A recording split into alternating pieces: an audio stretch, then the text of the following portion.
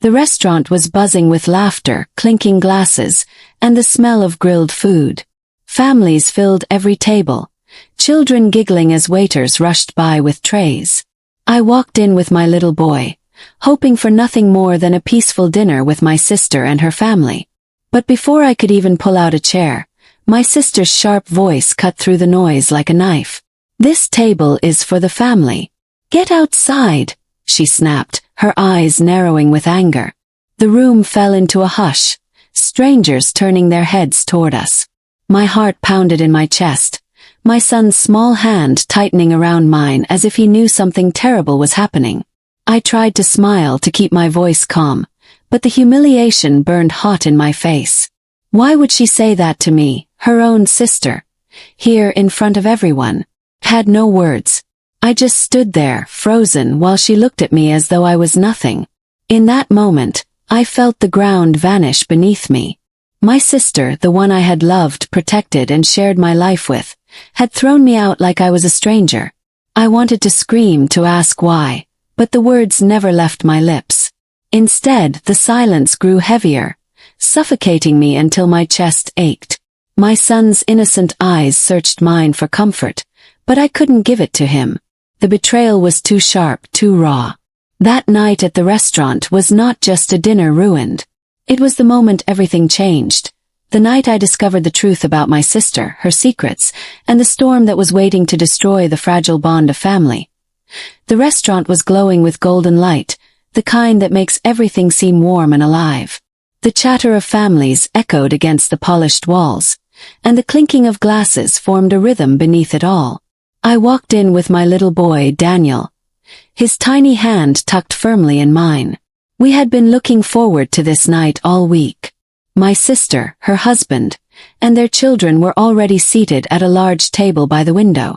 From where I stood, I could see them laughing, leaning into each other, the picture of a perfect family evening. My heart lifted with relief. After all the arguments and small misunderstandings we had had in recent months, I thought maybe tonight would be different. Maybe tonight we could feel like a family again. As Daniel and I approached the table, he tugged at my hand and whispered, "Do you think Aunt Clara will like the drawing I made for her?" He had folded a small piece of paper into his pocket earlier, proudly showing me the little house and flowers he had drawn. I smiled and assured him she would. Whatever tension lay between my sister and me, I wanted him to believe in love, in kindness, in family. I wanted him to see his aunt as someone who cared. But just as I reached for a chair, Clara's head turned sharply. Her eyes met mine, and I felt the warmth drain from her expression in an instant. She set down her wine glass, leaned back, and with a voice that sliced through the hum of the room, she said, "This table is for the family. Get outside." At first I thought I had misheard. Surely she didn't mean me. Surely she wasn't telling her own sister to leave. My lips parted, a weak laugh almost escaping, but the fire in her eyes froze me. She meant it. She wanted me gone. The room seemed to still around us. A couple at a nearby table glanced over. A waiter, frozen mid-step, tried to pretend he hadn't heard. My little boy looked up at me, his face crumpling with confusion. "But we're family," he whispered, tugging at my sleeve. His innocent words twisted like a knife inside me. I swallowed hard, forcing my voice to stay steady. "Clara, what are you talking about? Of course we're family. Daniel and I came here to join you." Her lips pressed into a thin, cruel smile. "Not tonight. This is a family dinner. You wouldn't understand." I felt the words slap against my skin, stinging hotter than any insult I'd ever endured. My chest tightened, and a wave of heat flushed through me. I wanted to demand an explanation, to force her to see how much this was hurting me. But her eyes, cold and unyielding, told me she wouldn't budge. And in that moment, standing in a crowded restaurant with all eyes upon us, I realized I had only two choices: fight her there and humiliate us all, or leave with the shreds of dignity I had left. Daniel's grip on my hand tightened. He looked up at me, searching for reassurance, for comfort I didn't know how to give. My mouth was dry, my throat aching with the weight of words I couldn't say. I forced a smile, bent down to him and whispered, "It's okay, sweetheart. Let's go." He didn't understand. How could he? He was only 7, and in his world, family meant safety, love, and belonging. He blinked back tears as he glanced at his cousins, who sat at the table watching with wide eyes, unsure of what was happening. Clara turned her face away as if I no longer existed. I stood there for a second longer, stunned, my body rooted to the ground even as my mind screamed for me to move.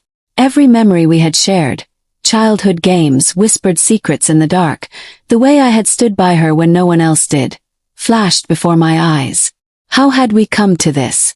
How could my sister look at me and see nothing but someone to cast out? I took Daniel's hand and walked out of the restaurant. My legs felt heavy, each step like trudging through thick mud. Behind me, the clatter of dishes and laughter resumed, as if nothing had happened. As if my presence had been nothing more than a disturbance, quickly erased. Outside, the night air hit me cool and sharp.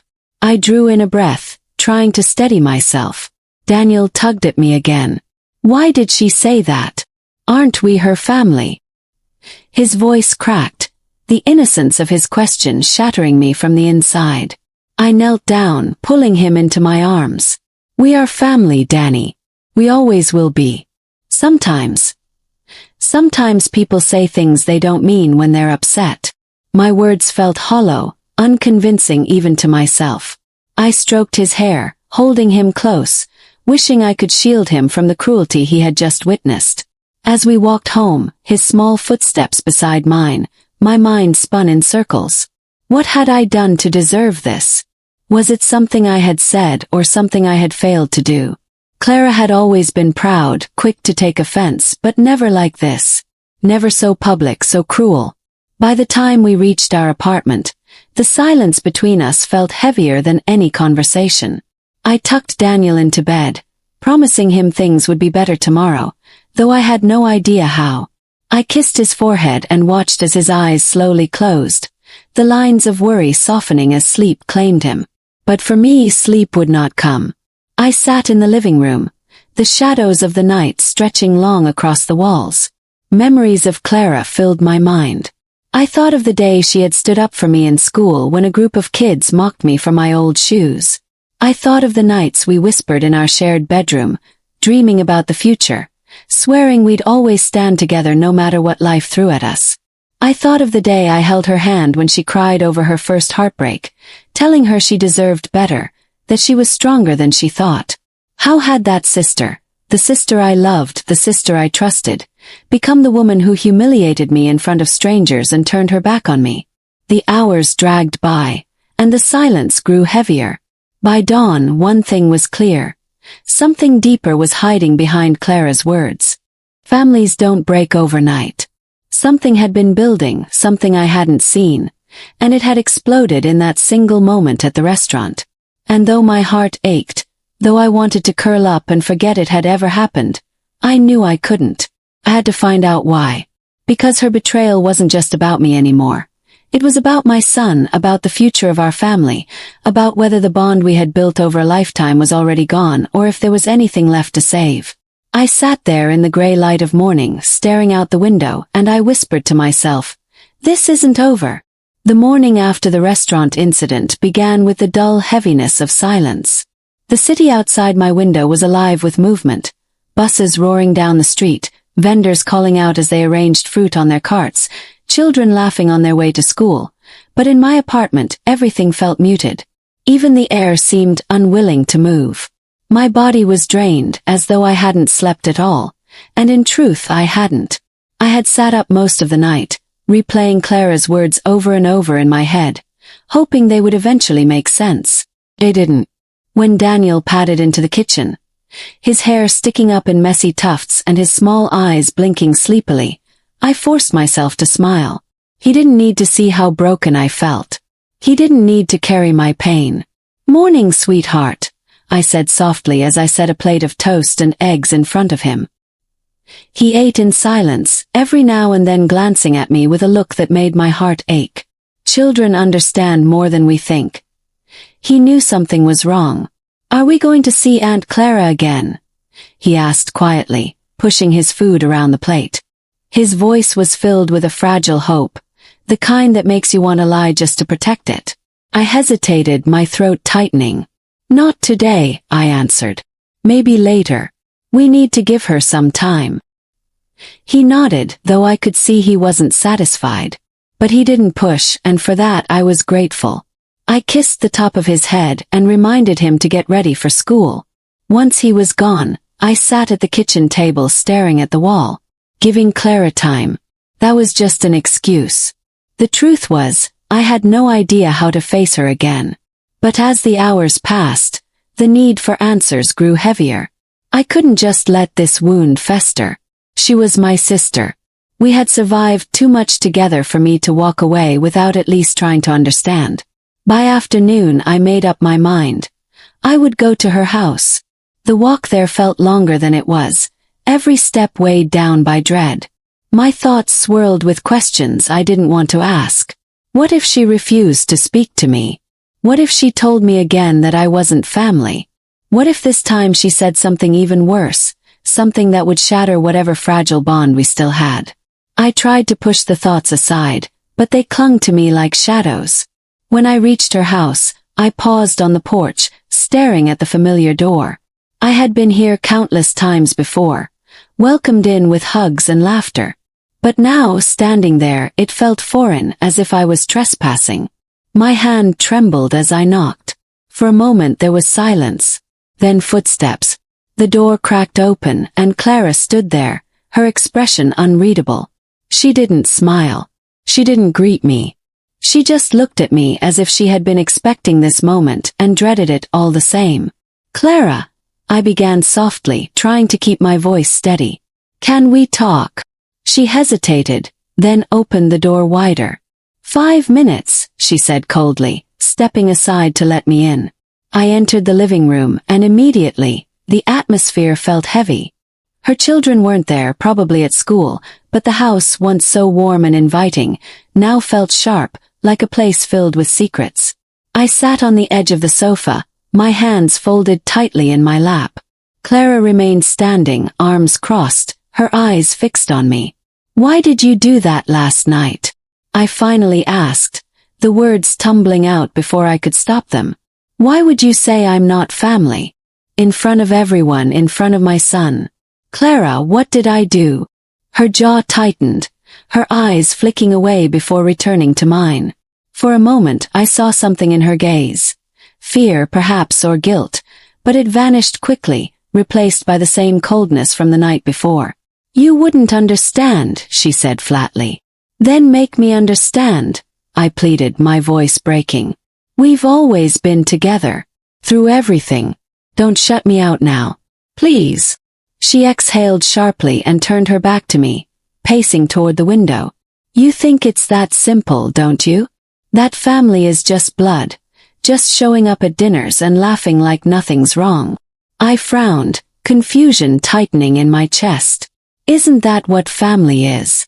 Being there for each other, no matter what?" She spun around, her face flushed with anger. "No. Family is loyalty. Family is knowing when to stay away instead of ruining everything I've worked for." Her words hit me like a physical blow. "Ruining everything. Clara, I haven't done anything to you. I've never asked you for money, never interfered in your life. What are you talking about?" Her eyes glistened, and for the first time her voice cracked. "People talk. They say you're always hanging around because you want something from me. That you think I owe you for the past." I shook my head in disbelief. "That's not true. Who told you that? You know me, Clara. You know I would never." "Stop," she snapped, raising her hand as if to shield herself from my words. "I don't want to hear it. Just stop." The silence that followed was unbearable. My heart pounded, my chest aching with the weight of everything unsaid. I wanted to scream, to shake her, to make her see that I wasn't her enemy. But looking at her, I realized something deeper was at play. This wasn't just about gossip or suspicion. This was about fear. She was hiding something, something she was desperate to protect, even if it meant destroying the bond between us. I stood slowly, my legs trembling. Clara, whatever you're afraid of, you don't have to face it alone. I'm your sister. I've always been by your side." For a brief moment, her mask slipped. Her lips quivered, her eyes filling with tears she refused to shed. But just as quickly, she hardened again, shaking her head. "It's better this way. For both of us. Please, just go." My throat burned with unshed tears, but I nodded. There was no point in forcing her. If she wasn't ready to tell me the truth, I couldn't drag it out of her. I walked to the door, each step heavier than the last. Before leaving, I turned back to her one final time. "I don't know what's happening, Clara, but I'm not giving up on you. No matter what you say, you're still my sister." She didn't respond. She just stood there, arms crossed, eyes fixed on the floor. I left the house, the door closing behind me with a sound that felt painfully final. The walk home blurred into a haze of emotion. Anger, confusion, sorrow. They all swirled inside me until I could barely breathe. What had happened to the sister who once trusted me with her every secret? What had made her so guarded, so cruel? When I returned to my apartment, Daniel was waiting for me. "Did Aunt Clara say sorry?" he asked, hope shimmering in his little eyes. I forced a smile, kneeling to hug him tightly. "Not yet, sweetheart," I whispered into his hair. "But maybe one day." That night, as Daniel slept beside me, I stared into the darkness, my mind racing. Clara's words replayed endlessly. Family is loyalty. Family is knowing when to stay away. What did she mean by that? What was she hiding that made her push me away so violently? I didn't know the answers, but one thing was certain. I couldn't let it end here. I had to uncover the truth, no matter how painful it might be. Because the sister I knew was still in there somewhere, buried beneath fear and anger, and I wasn't ready to lose her forever. The days following my visit to Clara's house stretched out in a haze of unease. Life carried on in its ordinary rhythm. The alarm ringing each morning, Daniel shuffling sleepily into the kitchen, the school run, the walk home. But beneath that thin layer of routine, a storm churned inside me. Clara's words, her sharp accusations, and her fear haunted me with every step. Family is loyalty. Family is knowing when to stay away. What did she mean by that? What loyalty had I failed to show? At night, when the city quieted and Daniel was tucked safely into bed, I sat by the window staring into the dark. The questions came in waves, pressing down on me until I felt like I couldn't breathe. I tried to reason with myself, tried to let it go, but the look in Clara's eyes when I stood in her living room, equal parts anger and despair, wouldn't leave me. Something was wrong. Something much bigger than a petty quarrel or imagined betrayal. One evening, a week after the restaurant, my phone rang. The sound startled me. Clara hadn't called me in months, and I had nearly stopped expecting her to. But when I picked up the phone, it wasn't her voice. It was her husband's. "Anna," Mark said quietly. His tone was uneasy, almost guilty, as though he was calling me behind her back. I think we should talk." My chest tightened. "Talk about what?" "About Clara," he answered. "About what's been going on. She won't tell you the truth, but maybe I should." For a moment I didn't breathe. My heart thudded in my chest. "Why now?" I whispered, trying to keep my voice steady. There was a pause, then a sigh. "Because last night she broke down. She thinks she can hide it from you, but she's drowning. And if someone doesn't step in soon, I'm afraid of what might happen." The fear in his voice wrapped around me like a vice. I agreed to meet him the next day at a small cafe far from their neighborhood, a place Clara would never go. That night I barely slept. My mind replayed every moment of the last few weeks, searching for clues I had missed. I remembered the way she had looked at me across the restaurant table, the coldness in her tone, the cracks in her voice when she said it was better this way. None of it made sense, but tomorrow I thought maybe I would finally get the answers. When I arrived at the cafe, Mark was already seated in the corner, a cup of coffee untouched before him. He looked tired, his face drawn, his eyes heavy with worry. As I sat across from him, I noticed his hands trembling slightly as he lifted the cup, only to set it back down again without drinking. "Thank you for coming," he said softly. "Just tell me what's happening," I urged. "I can't keep living like this, wondering, not knowing why my own sister is treating me like a stranger." He glanced around the cafe, as though afraid someone might overhear, then leaned closer. "Clara owes money," he said quietly. "A lot of it." The words hit me like a thunderclap. "Money," I repeated, disbelief flooding me. "Since when? And why would she?" "Since almost a year ago," Mark interrupted, his voice tight. "She borrowed from people she shouldn't have, thinking she could pay it back quickly. But it spiraled. Every time she tried to fix it, it only got worse. And now—" He rubbed his face with both hands. "Now we're drowning." I sat there stunned. Clara, my sister, the one who always acted as though she had everything under control, who scolded me for being too soft, too trusting, was hiding a secret this dangerous. "But why push me away?" I asked, my voice cracking. "Why humiliate me like that, make me feel like I don't belong?" Mark's eyes met mine, filled with regret. "Because she's terrified. She thinks if you're around too much, people will start asking questions. She thinks if the wrong people see you with her, they might drag you into it too. And part of her—" He hesitated, swallowing hard. "Part of her thinks you'll judge her, that you'll never forgive her for the mess she's made." I leaned back, my hands trembling in my lap. For days I had thought she hated me. I had thought she wanted to erase me from her life. And yet, here it was, the truth. She wasn't pushing me out because she didn't love me. She was pushing me out because she was afraid to let me in. Tears blurred my vision, and I shook my head slowly.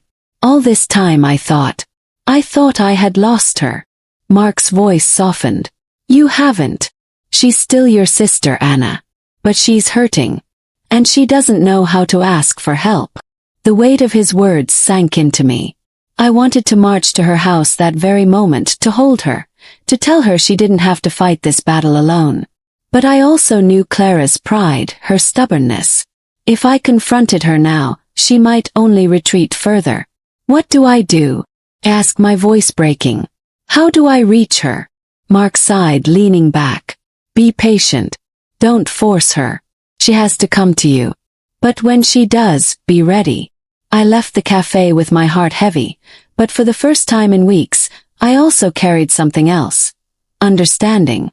The anger I had felt toward Clara began to dissolve, replaced by sorrow and compassion. She wasn't my enemy. She was my sister, lost in a storm of her own making, and all I could do was wait on the shore, ready to pull her out when she reached for me. That night, after putting Daniel to bed, I sat alone in the living room, Mark's words echoing in my head. I thought of Clara's laughter when we were young, the nights we stayed up late whispering our dreams. I thought of how fiercely she had protected me when others tried to hurt me. And I realized, this was my turn to protect her, even if she thought she didn't need it, even if she told me to leave. But patience was not easy. Each day that passed, I watched my phone, hoping for her name to flash across the screen. Each knock at the door made my heart leap. But she didn't come. She didn't call. Then, late one evening, as rain drummed softly against the windows, I heard a knock at the door. My chest tightened, hope flooding me. When I opened it, there she stood, Clara. Her eyes were swollen, her face pale, her body trembling as though she had run all the way. For a long moment, we just stared at each other, the air heavy with everything unspoken. Finally, her voice cracked. "Anna, I don't know what to do anymore." And in that instant, I knew chapter 1 of her betrayal was over. Chapter 2 of her truth was just beginning. The sight of Clara standing on my doorstep in the rain was something I hadn't dared to imagine, yet there she was, soaked through, her shoulders shaking, her eyes rimmed with red. For a moment neither of us spoke. The patter of rain filled the silence, mingling with the rapid beating of my heart. I stepped aside without a word, and she slipped inside, dripping water onto the floor as if she had melted straight out of a storm. Her hands trembled as she unzipped her coat and dropped it over the back of a chair. She didn't look at me. Instead, she walked into the living room, moving as though her body carried the weight of 1,000 secrets. I followed quietly, giving her space. She sank onto the couch, buried her face in her hands, and for the first time in years I saw my sister, the real Clara, fragile, lost, stripped of all her pride. "Clara," I said softly, sitting beside her. "You don't have to be alone in this anymore." For a long moment, the only sound was her quiet sobbing. Then she lowered her hands, her face blotched with tears. "I didn't know where else to go," she whispered, her voice raw. "I thought I could handle it. I thought if I pushed you away it would protect you. But I can't.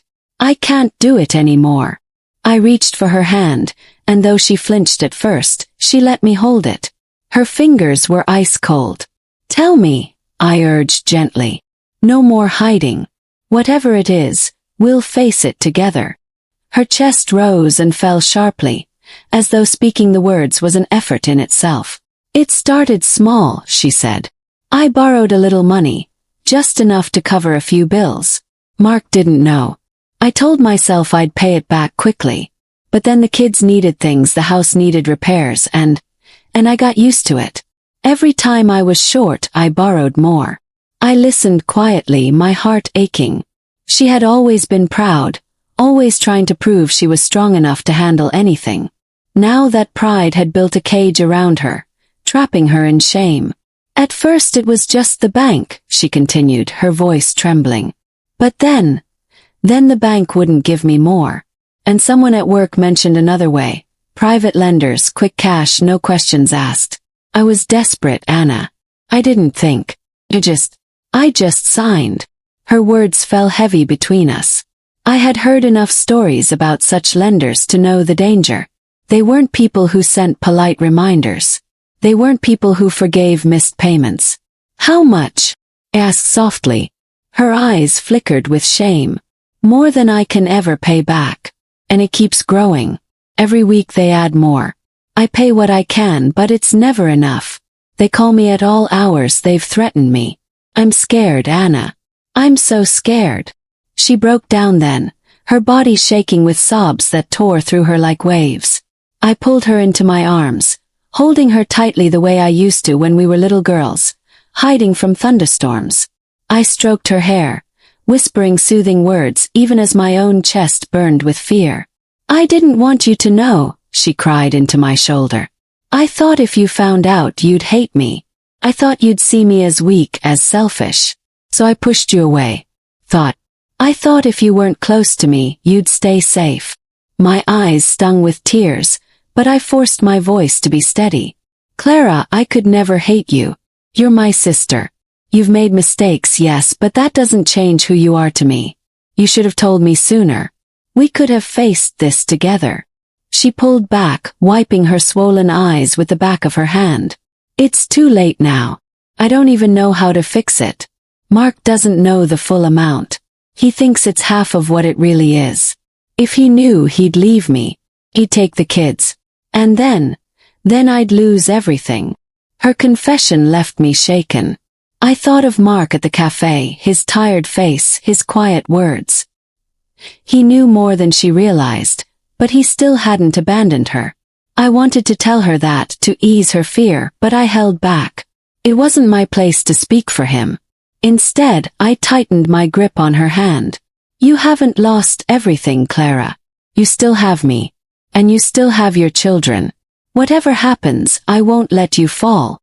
Her eyes searched mine, wide and wet, as though she was afraid to believe me.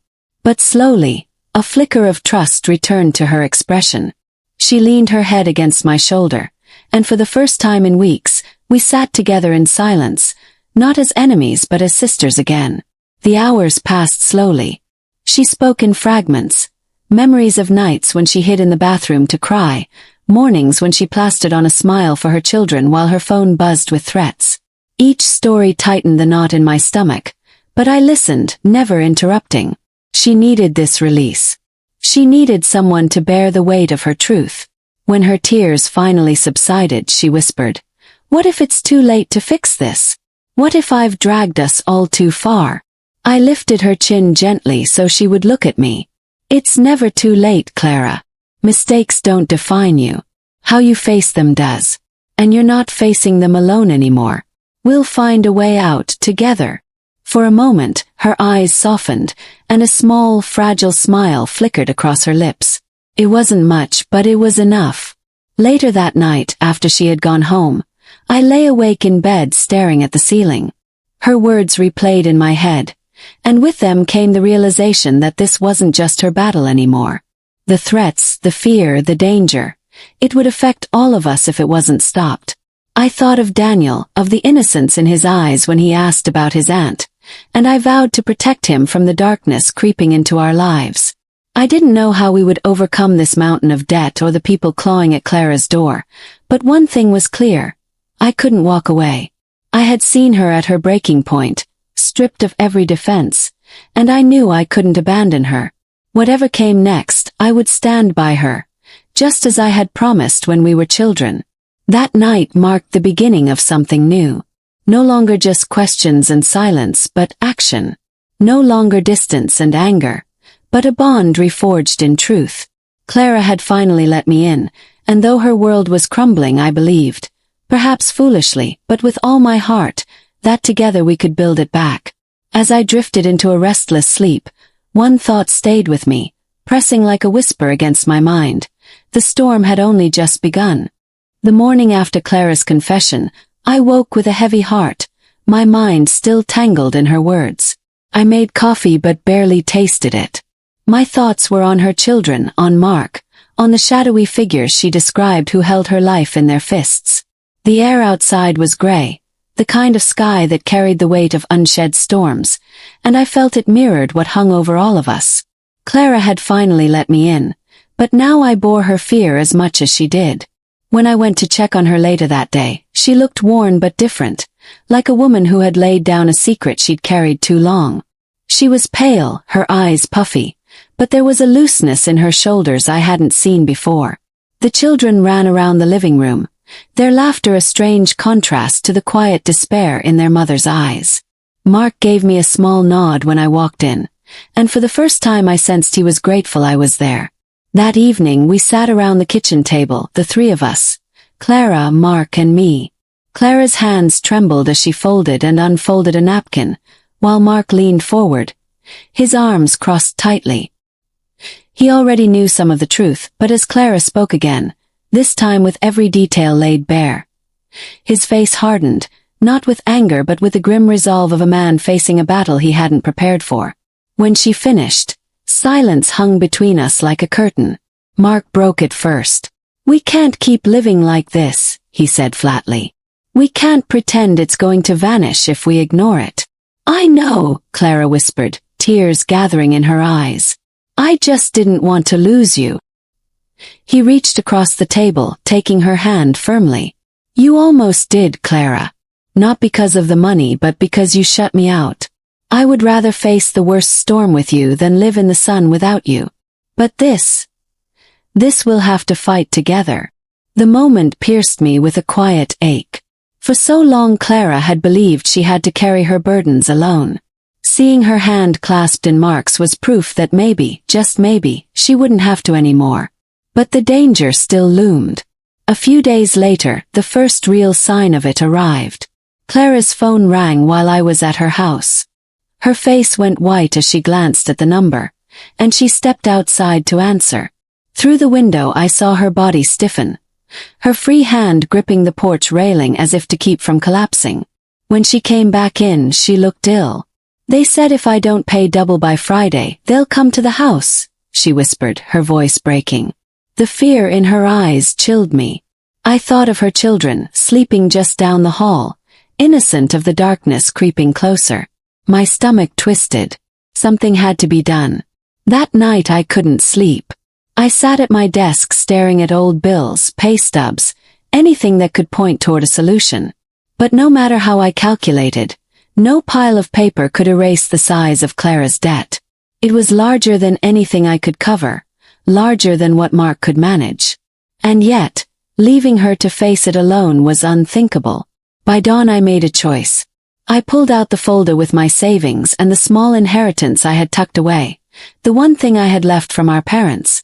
It wasn't enough to clear everything, But it was enough to buy time, enough to show those men that Clara wasn't standing alone. My chest burned as I thought of handing over money meant for my own future, but blood is thicker than numbers. Clara was my sister. I couldn't watch her drown. When I told her my plan, she shook her head violently. "No, Anna. I won't let you sacrifice that. You've already given me more than I deserve." "You don't get to decide that," I said firmly. "We're family. You would do the same for me." Tears streamed down her cheeks, but she didn't argue again. Mark contacted a lawyer that week, someone who could help them understand the legal options, though he warned the kind of people Clara owed money to weren't easily deterred by the law. Still, it was a step toward reclaiming control. We put together as much money as we could and arranged for Clara to make a payment. Friday came with a heaviness that pressed on all of us. I went with Clara to meet them, two men in dark coats waiting in a car outside a quiet parking lot. Clara's hands shook as she clutched the envelope, and I slipped my arm through hers, steadying her. One of the men stepped out, his face hard, his voice sharp. "You're late," he growled, though we were exactly on time. Clara handed him the envelope without a word. He flipped through the bills, then sneered. "This isn't enough. You think this buys you mercy? You'll pay what's owed, and more for the delay. Next week. Don't test us again."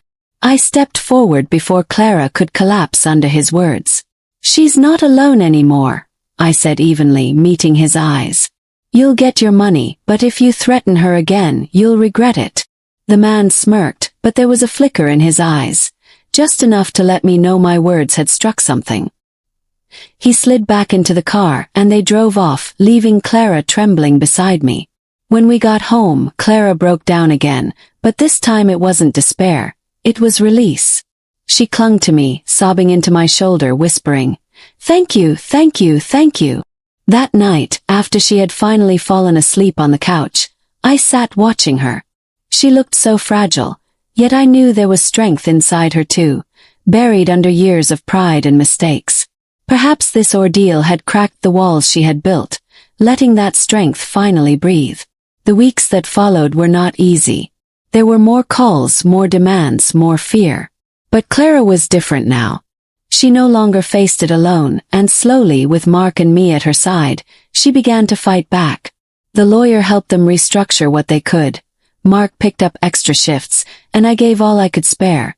It wasn't a perfect solution, but it was a start. And through it all, something unexpected grew between us. The bitterness that had once poisoned our bond began to fade.